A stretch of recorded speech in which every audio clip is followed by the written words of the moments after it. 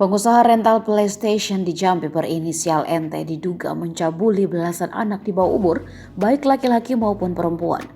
Di Treskrimum Polda Jambi pun akhirnya menetapkan wanita berusia 25 tahun itu sebagai tersangka atas dugaan kasus pencabulan. Diketahui terdapat 17 anak di bawah umur yang menjadi korban pencabulan pelaku NT. Rinciannya 6 anak perempuan dan 11 laki-laki.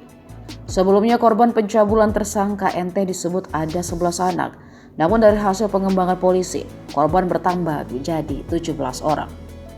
Salah satu orang tua korban berinisial EFF mengatakan para korban dan pelaku tinggal di kawasan yang sama. Di rumahnya, pelaku membuka usaha rental PlayStation. Aksi pencabulan yang dilakukan tersangka ET, kata EF, terjadi ketika para korban sedang bermain PlayStation di rumah pelaku.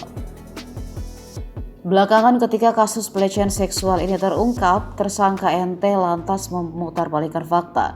Ia mengaku dirinya lah yang menjadi korban pelecehan anak-anak tersebut. Karena sebab itulah orang tua anak-anak yang menjadi korban memutuskan untuk melaporkan pelaku NT ke pihak kepolisian.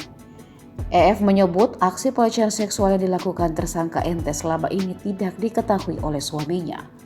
Menurut EF, aksi NT melakukan pelecehan seksual terhadap anak-anak ini membuat suaminya terkejut.